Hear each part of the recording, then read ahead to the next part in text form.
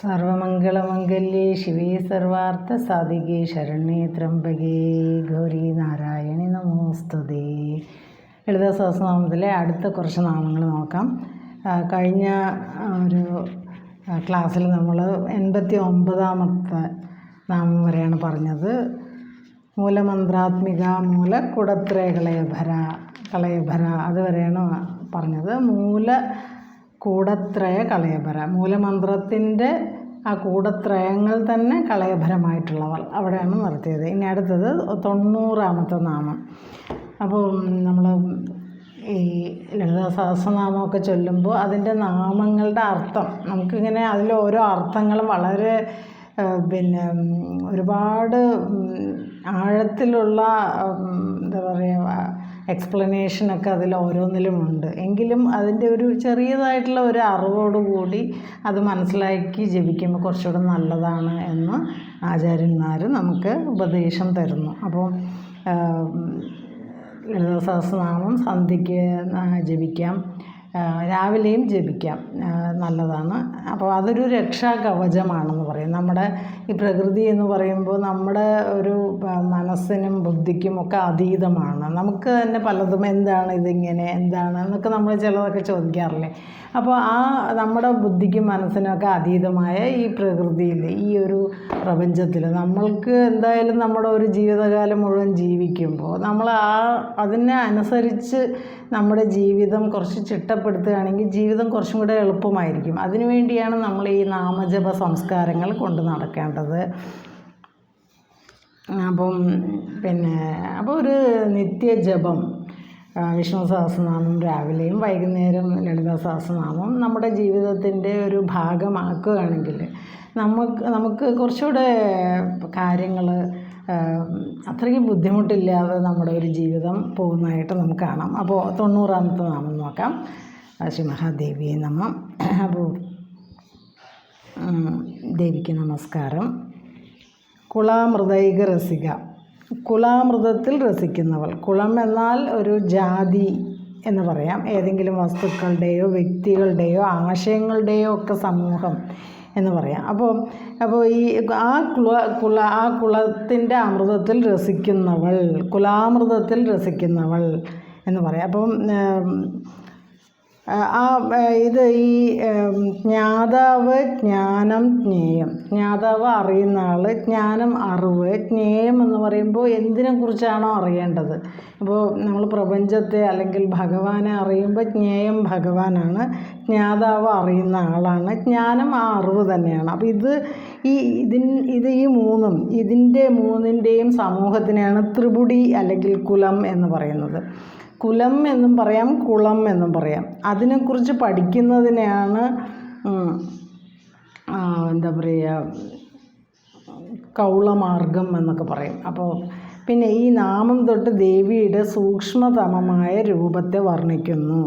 അപ്പോൾ ഈ രൂപങ്ങൾ അഖില ബ്രഹ്മാണ്ടങ്ങളിലും വ്യാപിച്ചിരിക്കുന്നു എന്നൊക്കെയാണ് ഇതിൽ പറയുന്നത്. അപ്പോൾ ഇനി കുളം എന്ന് പറയുന്നത് ഇപ്പോൾ പറഞ്ഞതല്ലോ, കുളാമൃതൈക രസിക എന്ന് പറഞ്ഞല്ലോ. അപ്പോൾ കുളം എന്നത് ഒരു ഉപാസനാ രീതി, അതിൻ്റെ സങ്കേതങ്ങളെ സംരക്ഷിക്കുന്നവൾ എന്നാണ്. അപ്പോൾ കുലസങ്കേത പാലിനി, അതാണ് 91ാമത്തെ നാമം. കുലസങ്കേത പാലിനി, കുളം എന്ന ആ ഒരു ഉപാസനാ രീതി. അപ്പോൾ കൗളമാർഗം എന്നൊക്കെ കേട്ടിട്ടില്ലേ, അതൊരു ഉപാസനാ മാർഗമാണ്. അപ്പോൾ ദേവിയെ ഉപാസിക്കുന്ന ഒരു മാർഗമാണ് ആ കൗളമാർഗം, അല്ലെങ്കിൽ കുളം എന്ന ഉപാസനാ രീതിയുടെ സങ്കേതങ്ങളെ സംരക്ഷിക്കുന്നവൾ. ഇവിടെ കുളം എന്നും കുലം എന്നും രണ്ട് രീതിയിൽ അതിനെ പറയാം. അപ്പോൾ ആ രീതിയിൽ കുണ്ടലിനി യോഗ രഹസ്യം ഒക്കെയാണ് അതിലുള്ളത്. അപ്പോൾ അളവില്ലാത്ത ശക്തി ആ ഒരു അത് സ്വീകരിക്കുന്നവർക്ക് ലഭിക്കുന്നു എന്നാണ് പറയുന്നത്. ഇനി അടുത്തത് 92ാമത്തെ നാമം കുളാങ്കന. കുളാങ്കന എന്ന് പറഞ്ഞാൽ നല്ല കുടുംബത്തിൽ പിറന്ന സ്ത്രീയാണ് ദേവി എന്നുള്ള ഒരു അർത്ഥമാണ്. കുലീനയായ സ്ത്രീ പിന്നെ ഒരു ജീവിതത്തിൽ എങ്ങനെയാണോ ജീവിക്കുക അതൊക്കെ നമ്മൾ നല്ല കുടുംബത്തിൽ പിറന്ന സ്ത്രീ എന്നൊക്കെ പറയാറില്ലേ. അപ്പോൾ അതുപോലെ കുളാങ്കന, അതാണ് അതിൻ്റെ അർത്ഥം, നല്ല കുടുംബത്തിൽ പിറന്ന സ്ത്രീ. പിന്നെ അടുത്ത ഒരു നാമം 93 കുളാന്തസ്ഥ, കുളത്തിൻ്റെ ഉള്ളിൽ സ്ഥിതി ചെയ്യുന്നവൾ. കുലത്തിൻ്റെ എന്നും പറയാം, കുളത്തിൻ്റെ എന്നും പറയാം. കുലത്തിൻ്റെ അല്ലെങ്കിൽ കുലം എന്ന് പറയുമ്പോൾ ത്രിപുടി, നേരത്തെ പറഞ്ഞല്ലോ, ജ്ഞാതാവ്, ജ്ഞാനം, ജ്ഞേയം, അതിൻ്റെ ഉള്ളിൽ സ്ഥിതി ചെയ്യുന്നവൾ. അപ്പോൾ ഇത് കുറച്ച് ഇത്തിരി കട്ടിയുള്ള കുറച്ച് ഭാഗങ്ങളാണ്. ഞാൻ ഒരുപാട് വിശദീകരിക്കുന്നില്ല, അർത്ഥം മാത്രം പറഞ്ഞു പോവാം. ഒരുപാട് അതിൻ്റെ ഡീറ്റെയിൽസിലേക്ക് പോകാൻ ആഗ്രഹിക്കുന്നവർക്ക് ഒരുപാട് അത് നോക്കാം. ഇനി കൗളിനി, കുളത്തെ സംബന്ധിച്ചവൾ എന്നാണ് കൗളിനി എന്ന പദത്തിൻ്റെ അർത്ഥം. കുളത്തെ അല്ലെങ്കിൽ കുലത്തെ സംബന്ധിച്ചവൾ. അപ്പോൾ ഇവിടെ എല്ലാത്തിലും കുലം എന്നോ കുളം എന്നോ രണ്ടും ഉപയോഗിക്കാം. കുലത്തെ സംബന്ധിച്ചവൾ എന്നാണ് കൗലിനി എന്ന പദത്തിൻ്റെ അർത്ഥം. ഇനി 95 കുലയോഗിനി. അപ്പോൾ കുലത്തോട് യോഗം പ്രാപിച്ചവൾ, അതാണ് കുലയോഗിനി. ആ വാക്കിൽ തന്നെ ഉണ്ടല്ലോ യോഗിനി, യോഗം പ്രാപിച്ചവൾ, കുലത്തോട് യോഗം പ്രാപിച്ചവൾ. ഇനി അകുല, കുലത്തിന് അതീതയായവൾ, കുലമില്ലാത്തവൾ. അപ്പോൾ ഒരു നമ്മൾ സാധാരണ കുലം എന്ന് പറയുമ്പോൾ നമുക്ക് വംശം എന്നൊക്കെയാണല്ലോ. അപ്പോൾ ഇവിടെ കുലം എന്ന് പറയുമ്പോൾ അതിന് കുളം എന്നുമുള്ള അർത്ഥവും കൂടെ ഉണ്ട്. എങ്കിലും കുലം എന്ന് തന്നെ എടുക്കുകയാണെങ്കിൽ കുലമില്ലാത്തവൾ, അതാണ് ആ കുലമില്ലാത്തവൾ അല്ലെങ്കിൽ കുലത്തിന് അതീതയായവൾ. അപ്പോൾ ദേവി ഇന്നൊരു വീട്ടിലത്തെ അല്ലെങ്കിൽ ഇന്നൊരു കുലത്തെ ഇന്നൊരു വംശത്തിലത്തെ ഒരാളാണെന്ന് നമുക്ക് പറയാൻ പറ്റും. അപ്പോൾ ഭഗവാൻ അല്ലെങ്കിൽ ഭഗവതി എന്നൊക്കെ പറഞ്ഞ് ഇതിനൊക്കെ അതീതയാണ്, എല്ലാത്തിനും അതീതയാണ്. അതാണ് ഒരു വംശത്തിനോ ഒരു കുലത്തിനോ അതീതയായ പരാശക്തിയാണ് ദേവി എന്ന് പറയാം. ഇനി അടുത്തത് 97 നാമം സമയാന്തസ്ഥ എന്ന് പറയുമ്പോൾ സമയത്തിൻ്റെ അന്തത്തിൽ സ്ഥിതി ചെയ്യുന്നവൾ. സമയ അന്ത അസ്ഥ, സ്ഥ എന്ന് പറയുമ്പോൾ സ്ഥിതി ചെയ്യുന്നവൾ, സമയത്തിൻ്റെ അന്തത്തിൽ സ്ഥിതി ചെയ്യുന്നവൾ.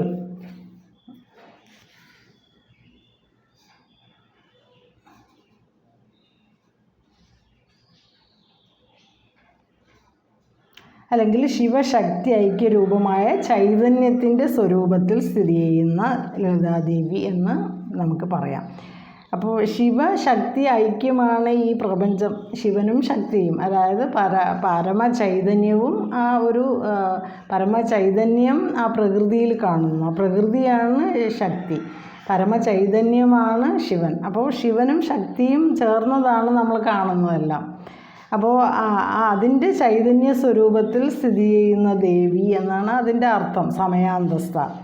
ഇനി 98 നാമം സമയാചാരതത്പര എന്ന് പറയുമ്പോൾ സമയാചാരതത്പര എന്ന് പറഞ്ഞാൽ ഷഡാധാരം, 6 ചക്രങ്ങൾ ഉണ്ടെന്ന് പറയുമല്ലോ. മൂലാധാരം, പിന്നെ സ്വാധിഷ്ഠാനം, മണിപൂരകം, മണിപൂര, അനാഹതം, വിശുദ്ധി ചക്രം, ആജ്ഞാചക്രം. അതിൻ്റെ മുകളിലാണ് 6 ചക്രങ്ങൾ കടന്നിട്ട് സഹസ്രാരപത്മം. അപ്പോൾ അങ്ങനെ പടിപടിയായിട്ട് 6 ആധാരങ്ങളിലും കൂടെ സങ്കല്പിച്ച് മാനസപൂജ ചെയ്യുന്നതിനെയാണ് സമയാചാരം എന്ന് പറയുക. അപ്പോൾ അങ്ങനെ സമയാചാരത്തിൽ തൽപരയായവൾ ആണ് ദേവി, അതാണ് സമയാചാരം. അപ്പോൾ 6 ചക്രങ്ങളിലും കൂടെ പടിപടിയായി ഉയർന്ന് ആ സഹസ്രാര പത്മത്തിൽ എത്തുമ്പോഴാണ് എന്താ പറയുക, സന്തോഷം, ആ നിത്യമായ സന്തോഷം എന്നൊക്കെ പറയുക. അപ്പോൾ അങ്ങനെ ആ 6 ആധാരങ്ങളിലും സങ്കല്പിച്ച് മാനസപൂജ ചെയ്യുന്നതിനെയാണ് സമയാചാരം എന്ന് പറയുക. അപ്പോൾ സമയാചാരത്തിൽ തൽപരയായവൾ എന്നാണ് അതിൻ്റെ അർത്ഥം, അതാണ് സമയാചാര തത്പര. പിന്നെ മൂലാധാരൈക നിലയ 99 നാമം മൂലാധാരത്തിൽ സ്ഥിതി ചെയ്യുന്നവൾ. അപ്പോൾ ഈ കുണ്ടലിനി ശക്തിയുടെ കാര്യങ്ങളൊക്കെ പഠിക്കുമ്പോൾ നമ്മുടെ ശരീരത്തിൽ 6 ചക്രങ്ങളുണ്ട്. 6 ചക്രങ്ങളിൽ ഏറ്റവും നമ്മുടെ മൂലാധാരത്തിൽ സ്ഥിതി ചെയ്യുന്ന അവിടെയാണ് ആദ്യത്തെ മൂലാധാരം. അത് സുഷുമ്നാ നാഡിയുടെ കീഴറ്റത്തുള്ള സ്ഥാനമാണ്. അപ്പോൾ അതാണ് ആ ഭാഗത്ത് നിൽക്കുന്ന, അതാണ് മൂലാധാരൈക നില. അപ്പോൾ അവിടെ നിന്നാണ് കുണ്ടലിനി ശക്തി തുടങ്ങുന്നത് എന്നാണ് പറയുന്നത്. ഇനി 90 നാമം ബ്രഹ്മഗ്രന്ഥി വിഭേദിനി, ബ്രഹ്മഗ്രന്ഥിയെ ഭേദിക്കുന്നവൾ. അപ്പോൾ 6 ചക്രങ്ങളുണ്ടെന്ന് പറഞ്ഞു. അതിലത്തെ ആദ്യത്തെ 2 ചക്രം മൂലാധാരവും സ്വാധിഷ്ഠാനത്തിനെ അത് ഒരു ഖണ്ഡം. മണിപൂരകം അനാഹതം രണ്ടാമത്തെ ഖണ്ഡം. വിശുദ്ധി ചക്രം ആജ്ഞാചക്രം മൂന്നാമത്തെ ഖണ്ഡം. ഇതിൽ ആദ്യത്തിൻ്റെ ഖണ്ഡത്തിൻ്റെ ഉപരിഭാഗമാണ് അഗ്നിസ്ഥാനം എന്ന് പറയുന്നത്. ഇതിനെയാണ് ബ്രഹ്മഗ്രന്ഥി എന്ന് പറയുന്നത്. അപ്പോൾ ആ ബ്രഹ്മഗ്രന്ഥിയെ ഭേദിക്കുന്നവൾ, അതാണ് ബ്രഹ്മഗ്രന്ഥി വിഭേദിനി. ഇതൊക്കെ നമ്മൾ ഈ ലളിതാ സഹസ്രനാമം ചൊല്ലുമ്പോൾ ഇതെല്ലാ പദങ്ങളും വരുന്നുണ്ട്. അപ്പോൾ ദേവി ബ്രഹ്മാവിൻ്റെ രൂപത്തിൽ സ്വാധിഷ്ഠാന ചക്രത്തിൽ പ്രകാശിക്കുന്നു. അതുകൊണ്ട് ബ്രഹ്മഗ്രന്ഥി എന്നു പേര്. അതുകൊണ്ട് ആ ബ്രഹ്മഗ്രന്ഥിക്ക് സൃഷ്ടിവാസനയുമായിട്ട് ബന്ധമുണ്ട്. അപ്പോൾ സൃഷ്ടി എന്ന് പറയുന്നത് ബ്രഹ്മാവാണല്ലോ. അപ്പോൾ ആ ബ്രഹ്മഗ്രന്ഥി എന്ന് പറയുന്നത് സൃഷ്ടിവാസനയുമായിട്ട് ബന്ധമുള്ളതാണ്. സൃഷ്ടിവാസനയ്ക്ക് അതീതയായവൾ എന്നും അർത്ഥം പറയാം.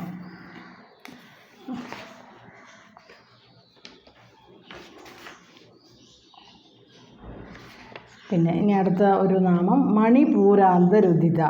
അപ്പോൾ അടുത്ത ഷഡ്ചക്രങ്ങളിൽ അടുത്താണ് മണിപൂരം. അതിൻ്റെ അന്തർഭാഗത്ത് ഉദിച്ചവൾ, ഉദിച്ചവൾ. മണിപൂരത്തിൻ്റെ മണിപൂരാന്തരുദിത, മണിപൂരത്തിൻ്റെ അന്തർഭാഗത്ത് ഉദിച്ചവൾ എന്നാണ് അതിൻ്റെ അർത്ഥം. അപ്പോൾ മണിപൂരകത്തിന് കീഴിലുള്ള ബ്രഹ്മഗ്രന്ഥിയെ ഭേദിച്ചവൾ എന്നും അർത്ഥമുണ്ട്.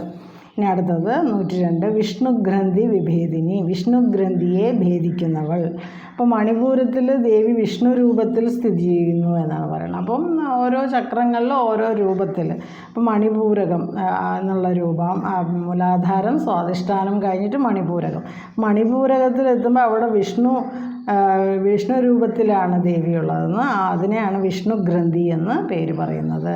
അപ്പോൾ സ്ഥിതി എന്ന് പറയുന്ന വാസനയെ, അപ്പോൾ വിഷ്ണു സ്ഥിതിയെ സൂചിപ്പിക്കുന്നല്ലോ, സൃഷ്ടിസ്ഥിതി. അപ്പോൾ സ്ഥിതി ബ്രഹ്മാവ് ബ്രഹ്മഗ്രന്ഥിയെ ഭേദിക്കുന്നവൾ എന്ന് പറഞ്ഞു. ഇനി സ്ഥിതി വാസനയെ കടക്കുന്നവൾ എന്ന അർത്ഥം. ഇനി അടുത്തത് 103 നാമം ആജ്ഞാചക്രാന്തരാളസ്ഥ. ആജ്ഞാചക്രത്തിൻ്റെ അന്തരാളത്തിൽ മധ്യത്തിൽ സ്ഥിതി ചെയ്യുന്നവൾ.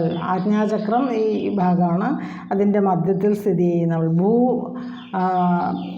ഭ്രൂമധ്യം എന്ന് പറയും. ഭ്രൂമധ്യത്തിൻ്റെ 2 ഇതളുകളുള്ള പത്മമാണ് ആജ്ഞാചക്രം. അതിൻ്റെ ആജ്ഞാചക്രത്തിൽ രുദ്രരൂപിണിയായി, ഗുരുരൂപിണിയായി ദേവി സ്ഥിതി ചെയ്യുന്നു. അപ്പം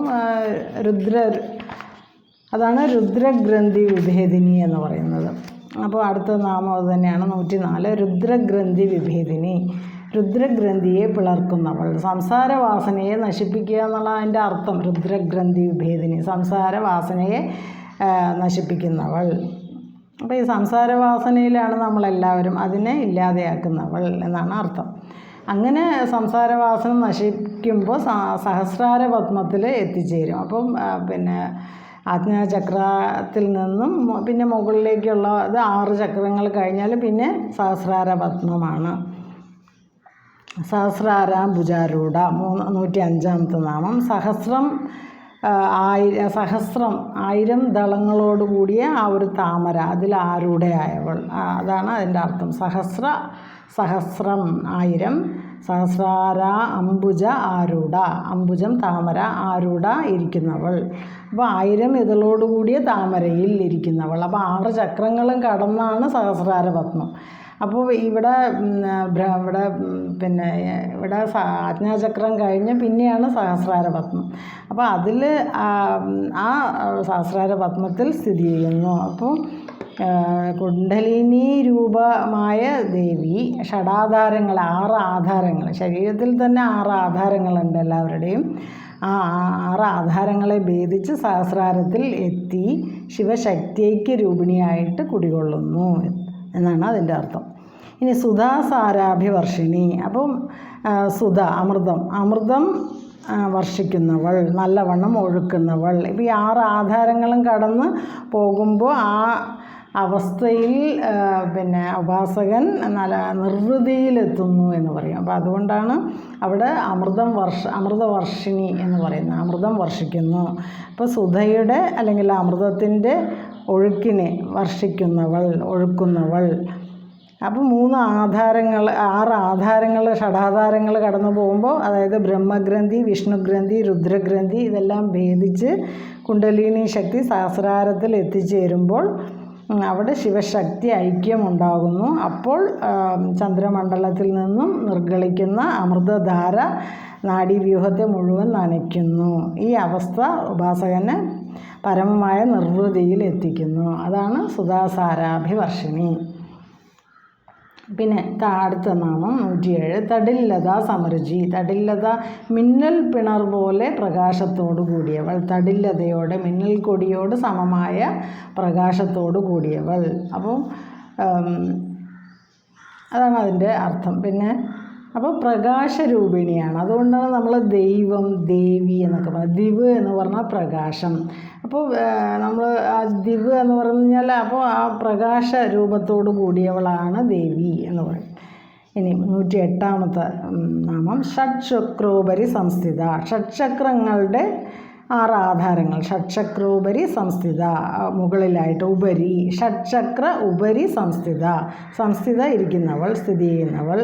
അപ്പോൾ 6 ഷഡ്ചക്രങ്ങൾ പറഞ്ഞല്ലോ. മൂലാധാരം, മണിപൂരകം, മൂലാധാരം, സ്വാധിഷ്ഠാനം, അതിൻ്റെ മുകളിൽ മണിപൂരകം, പിന്നെ അനാഹതം, വിശുദ്ധിചക്രം, ആജ്ഞാചക്രം. അതാണ് 6 ആധാരങ്ങൾ, 6 ചക്രങ്ങൾ. അതിൻ്റെ മുകളിലായിട്ടാണ് സഹസ്രാരപത്മം. ആ 6 ആധാരങ്ങൾ കടന്നു പോകുന്ന ആ ഒരു ഉപാസകൻ മാത്രമേ ഈ സഹസ്രാരപത്മത്തിൽ സ്ഥിതി ചെയ്യുന്ന ദേവിയിൽ എത്തിച്ചേരുള്ളൂ, അല്ലെങ്കിൽ ശിവശക്തി ഐക്യ ഒരനുഭൂതി ഉണ്ടാവുള്ളൂ. അതാണ് അതിൻ്റെ അർത്ഥം. അതാണ് ഷഡ്ചക്രോപരി സംസ്ഥിത. അപ്പോൾ ഇവിടെ നമ്മൾ സാധാരണ നമ്മൾ നാമം ജപിക്കുമ്പോൾ പറയും പടിയാറും കടന്നവിടെ ചെല്ലുമ്പോൾ ശിവനെ കാണാകും ശിവശംഭോ. അതാണ് അതിൻ്റെ അർത്ഥം. 6 ചക്രങ്ങളെക്കുറിച്ചാണ് ഇന്ന് പറഞ്ഞത്.